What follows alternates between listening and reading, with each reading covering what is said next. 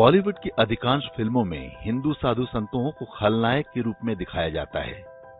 ये कोई नई बात नहीं है, हम इसके अभ्यस्त भी हो चुके हैं। कई लोग तो मान भी चुके हैं कि हमारे साधु संत भ्रष्ट, लालची और दुराचारी होते हैं। लेकिन क्या यही सत्य है? हिंदी सिनेमा और मीडिया के हिंदू विरोधी छद्म को तोड़ने के लिए एक फिल्म आ रही है जिसका नाम है 1770। यह फिल्म 18वीं शताब्दी में हुए सन्यासी विद्रोह के बारे में है।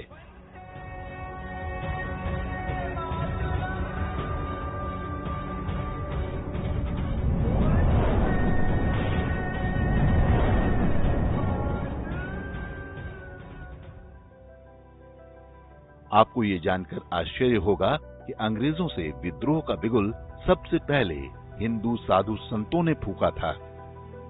ये वो समय था जब मुगल आक्रमणकारियों का शासन अंतिम सांसें ले रहा था। देश के कई क्षेत्रों में ईस्ट इंडिया कंपनी आधिपत्य जमा चुकी थी। सन्यासी विद्रोह का केंद्र बंगाल और बिहार के क्षेत्रों में था। साधु संत अपने गांव अथवा शहर से तीर्थ स्थानों तक आते जाते रहते थे।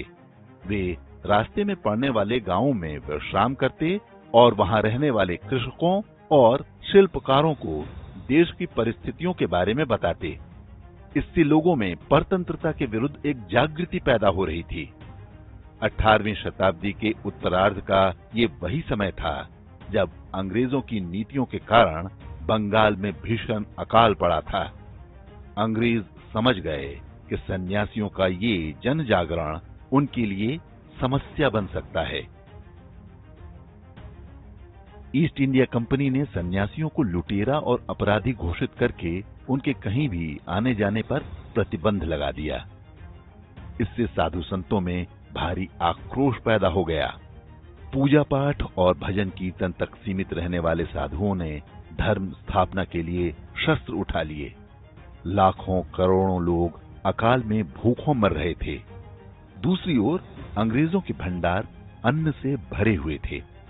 साधु सन्यासी अंग्रेजों के अन्न भंडारों पर हमला करके उन्हें लूट लेते थे।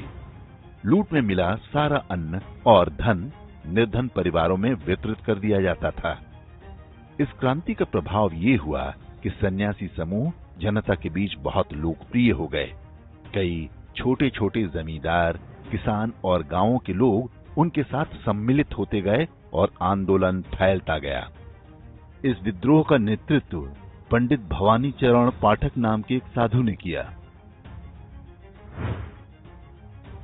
अंग्रेजों ने इस विद्रोह को एक आपराधिक घटना के रूप में दिखाने का प्रयत्न किया है।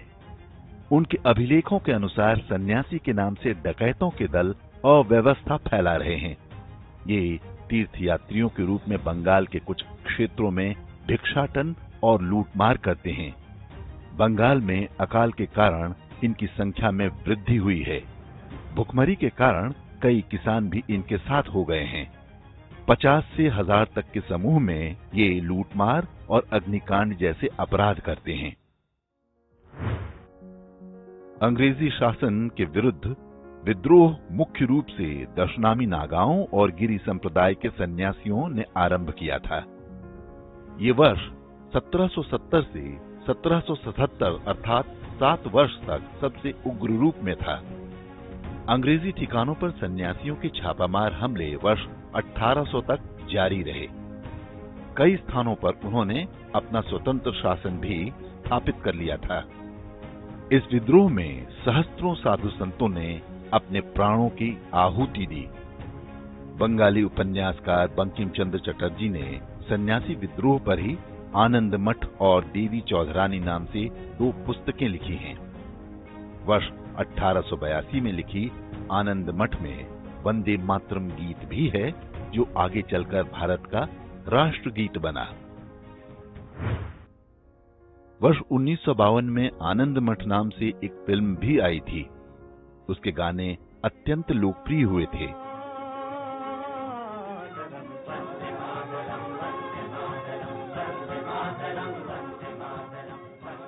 अब पूरे 70 वर्ष बाद इस फिल्म से लोगों की ढेरों आशाएं जुड़ी हुई हैं। हिंदू साधु संतों के प्रति घृणा की जो नीति अंग्रेजों के समय ही आरंभ हुई थी, स्वतंत्र भारत में कांग्रेस ने उसे जारी रखा। साधु संतों को हमेशा संदेह की दृष्टि से देखा जाता रहा। अंग्रेजों से लड़ाई में उनके योगदान और बलिदान को स्कूली इतिहास में नाम मात्र का ही स्थान दिया गया है। स्वतंत्रता के ठीक बाद जवाहरलाल नेहरू ने ईसाई मिशनरी बैरियर एल्विन के साथ एक समझौता किया था, जिसके अंतर्गत नागालैंड में साधु संतों के प्रवेश पर प्रतिबंध लगा दिया गया। साधु संत ईसाई मिशनरियों द्वारा यौन शोषण और धर्मांतरण में रुकावट बन रहे थे। वर्ष 1941 में नागालैंड में एक भी ईसाई नहीं था। आज 88% जनसंख्या ईसाई बन चुकी है।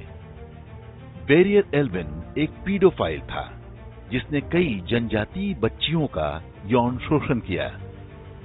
वर्ष 1954 में प्रयाग कुंभ के दौरान जवाहरलाल नेहरू की यात्रा के कारण साधुओं का मार्ग रोक दिया गया था, जिससे मची भगदड़ में सैकड़ों लोगों की जान चली गई थी। सरकार के दबाव में समाचार पत्रों ने ये समाचार छापा ही नहीं, ताकि नेहरू की छवि खराब न होने पाए। 7 नवंबर 1966 को दिल्ली में गो हत्या पर प्रतिबंध की मांग कर रहे साधु संतों पर इंदिरा गांधी ने गोली चलवाई थी।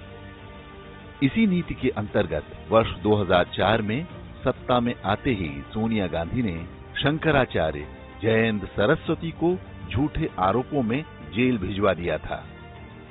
बाद में हिंदू आतंकवाद के नाम पर साधु संतों का उत्पीड़न भी उसी नीति का हिस्सा था।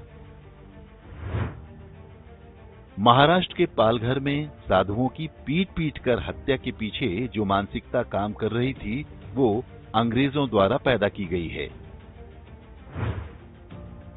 ढेरों फिल्में बनाई गई हैं, जिनमें साधु संतों को बच्चे चोरी करते दिखाया जाता है।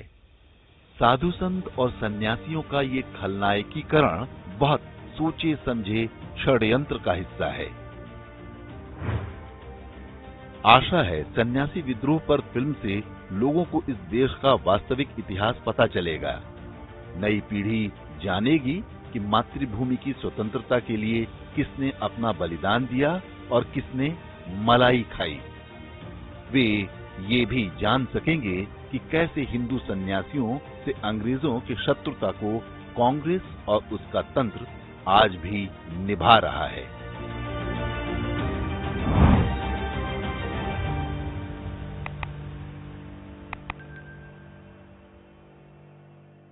इंडेक्स ऑनलाइन के वीडियो समाज को समर्पित हैं। आप इनको डाउनलोड करके जैसे चाहे वैसे प्रयोग कर सकते हैं। चाहे तो आप हमारे टेलीग्राम चैनल से जुड़ सकते हैं। वहां सारे नए पुराने वीडियो आपको मिल जाएंगे। हमारे सोशल मीडिया लिंक हर वीडियो के डिस्क्रिप्शन में होते हैं। हमारा एकमात्र उद्देश्य हिंदू समाज को जागृत और एकजुट करना है। इसमें सहभागी बने। धन्यवाद।